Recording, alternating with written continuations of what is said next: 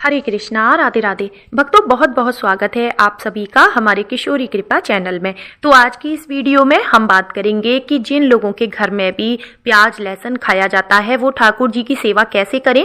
साथ ही जो हम ठाकुर जी को भोग लगाते हैं और अगर आपके घर में प्याज लहसुन बनता है तो बाद में उस भोग का हमें क्या करना है।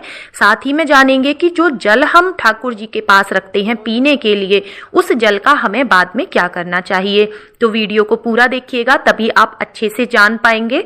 तो फ्रेंड्स, सबसे पहले तो देखिए, ठाकुर जी को जब हम स्नान कराते हैं तो स्नान किए हुए जल को देखिए, हमने आपको बताया था पिछली वीडियो में, क्योंकि ये प्रभु का चरणामृत बन गया है तो इसे हमें थोड़ा सा पीना चाहिए। बच्चों को पिलाएं आप, और इस जल से अपने ऊपर छींटे दें। अपने घर में आप हर कोने में इसके छींटे दे सकते हैं, इससे भी आपके घर की नकारात्मक ऊर्जा दूर होगी। तो फ्रेंड्स, सबसे पहले तो मैं आपको बता दूं कि अगर आपके घर में भी प्याज लहसुन खाया जाता है ना, तो आप बिल्कुल भी घबराएं ना, ठीक है। क्योंकि देखिए, फैमिली मेंबर्स हैं, अगर किसी फैमिली में 4 लोग रहते हैं, 6 लोग रहते हैं, तो सब एक जैसे हों ये पॉसिबल हो ही नहीं सकता। या कई सारे घरों में ऐसा भी होता है कि लेडीज नियम करना चाहती हैं लेकिन जो जेंट्स होते हैं वो इतने नियम नहीं कर पाते हैं। तो आप बिल्कुल भी परेशान ना हो। जैसे आपने अगर दाल बनाई है तो आप थोड़ी सी दाल ठाकुर जी के लिए अलग निकाल दें और उसमें जीरे का, टमाटर का आप तड़का लगाएं, उसका आप ठाकुर जी को भोग लगाएं चपाती बना के। बाकी आपको दाल जैसे भी तैयार करनी है सबके लिए वो आप तैयार कर दें। ऐसे ही आप आलू बॉईल करके आलू का पराठा बना सकते हैं या फिर जीरा आलू उनके लिए बना सकते हैं। और नहीं तो देखिए, हमारे ठाकुर जी को दूध, दही, छाछ, मलाई, मक्खन, ये सारी चीज़ें बेहद प्रिय हैं। और इसके अलावा ड्राई फ्रूट्स हो गए, फल हो गए, मेवा, मिठाई, जो भी आप भोग लगाना चाहते हैं उन चीज़ों का आप भोग लगाएं। नहीं तो देखिए, मैंने बताया था ना, दूध तो सबके घर में होता है, तो आप दूध का सुबह शाम भोग लगाएं ठाकुर जी को, ठीक है। और जब भी कुछ मिठाई आप मीठा तैयार करें, हलवा, खीर, तो आप ठाकुर जी का भोग पहले निकाल दें। अच्छा, अब मैं आपको एक चीज़ बता दूं कि एक गलती आपको भूल कर भी नहीं करनी है। जैसे आपने ठाकुर जी को भोग लगाया, अब वो प्रसाद बन गया, अब उस प्रसाद को आपको पूरे खाने में मिक्स नहीं करना है। कई भक्त कंफ्यूज हो जाते हैं तो वो कमेंट करते हैं कि क्या दीदी, प्याज लहसुन वाले खाने में हम भोग लगाया हुआ जो प्रसाद है वो हम मिक्स कर सकते हैं। तो जी नहीं, आप ऐसी गलती ना करें। आप जो भोग लगाया है ना ठाकुर जी को, उसका आप एक एक टुकड़ा घर के सभी सदस्य को अगर हो सके तो खिलाएं, ठीक है। लेकिन आपको उसे प्याज लहसुन वाले खाने में मिक्स नहीं करना है, ठीक है। और ना ही आपको जो वो प्रसाद है उसे इधर उधर फेंकना भी नहीं है, आप उसे ग्रहण करें। अच्छा, देखिए, कई सारे भक्त ये भी पूछते हैं कि दीदी, जो हमने भोग लगाया है उसको कितनी देर तक ठाकुर जी के पास रखना चाहिए। तो देखिए, ठाकुर जी दृष्टि भोग लगाते हैं, तो जो भी आपने ड्राई चीज़ें रखी हैं जैसे ड्राई फ्रूट्स हो गए, मिश्री हो गई, वो चाहें तो आप उनके पास रखे रहने दें। फल हो गए, बस ध्यान रखें कि वो कटे हुए फल हैं अगर, तो आप उन्हें जल्दी हटा लें। और साबुत फल अगर आपने रखे हैं तो वो आप उनके पास रखे रहने दे सकते हैं, ठीक है। और जो भी आपने खाने की चीज़ों का भोग लगाया है जैसे दाल, चावल, रोटी, सब्जी, तो आप 5-7 मिनट ठाकुर जी के सामने रखे रहने दें थाली। उसके बाद आप उसे तुरंत हटा लें वहाँ से, क्योंकि कई बार ऐसा होता है कि भक्त वहीं छोड़ देते हैं उसको रखा हुआ और वो दोपहर तक वो खाना वहीं पड़ा रहता है।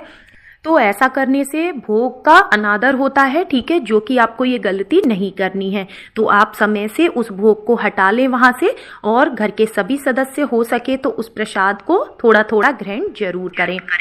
और दूसरा ये कि अगर घर के किसी सदस्य ने नॉनवेज का सेवन किया हुआ है उस समय पर, या फिर ड्रिंक करी हुई है जैसे कि मदिरा पान किया हुआ है, तो आप उस समय भगवान का प्रसाद उन्हें ग्रहण ना करने को दें, ठीक है। उन्हें नहीं देना है उस समय पे। आप उनका प्रसाद चाहें तो उठा के रख सकते हैं, लेकिन उस समय पे आपको नहीं देना चाहिए, नहीं तो ऐसे भी प्रभु का जो प्रसाद है उसका अनादर माना जाता है। तो फ्रेंड्स, मैंने आपको बताया कि अगर आपके यहाँ प्याज लहसुन नॉनवेज कुछ भी खाया जाता है तो आपके पास काफ़ी सारे ऑप्शन हैं जो कि आप भगवान को भोग लगा सकते हैं। और जहाँ लड्डू गोपाल जी की सेवा होती है ना, वहाँ पर धीरे धीरे अपने आप उस घर में ना चेंजेस होने लगते हैं, सभी के अंदर एक बदलाव आने लगता है। और आप देखेंगे कि सभी लोग धीरे धीरे इन चीज़ों का त्याग करते चले जाएंगे, क्योंकि हमारे ठाकुर जी हैं ही ऐसे। जहाँ कहीं पर भी ठाकुर जी की पूजा आराधना की जाती है, उनकी सेवा की जाती है उस जिससे कि ठाकुर जी की कृपा बरसती है और धीरे धीरे करके वह घर जो है पवित्र हो जाता है। तो फ्रेंड्स, अब हम बात करेंगे कि जो हमने जल रखते हैं ना ठाकुर जी के पास, उस जल का हमें क्या करना है। तो देखिए, कई सारे भक्त क्या करते हैं कि उस जल को उठा के किसी गमले में डाल देते हैं या इधर उधर डाल देते हैं, जो कि ये गलती आपको नहीं करनी चाहिए। ये जो जल होता है ना ठाकुर जी का, इसको हमेशा आप ढक कर रखा करें, तुलसी पत्र डाल के रखा करें, ठीक है। और आप चाहें तो जैसे आपने सुबह में जो जल रखा है उसको आप शाम को हटा लें और या तो इस जल को अपने पीने के पानी में मिला लें आप, ठीक है।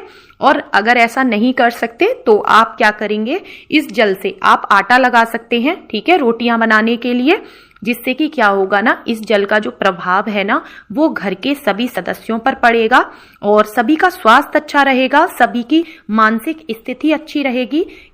तो क्या सही है क्या गलत है इसका निर्णय वो आसानी से ले पाएंगे। साथ ही जिन लोगों को गुस्सा ज्यादा आता है ना, आप ये जल उनको पिला के देखें कि अगर ऐसा करना पॉसिबल ना हो तो आप सब्जी बना सकते हैं इस जल से, ठीक है, या फिर आप आटा लगा लें, रोटियां बना के उस इंसान को खिलाएं आप देखेंगे धीरे धीरे उनके गुस्से में भी सुधार होने लगेगा।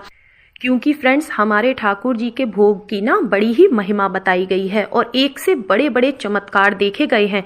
तो आप उनके भोग को, उनके जल को वेस्ट ना करें इधर उधर, आप घर के सभी सदस्य उसका सेवन करें और चमत्कार अपने जीवन में आप स्वयं से देखेंगे। तो उम्मीद करती हूँ कि आज का वीडियो आपको पसंद आया होगा। वीडियो अच्छा लगा हो, मेरे ठाकुर जी का श्रृंगार आपको अच्छा लगा हो तो कमेंट जरूर करें। वीडियो का करती हूँ मैं यहीं पर एंड।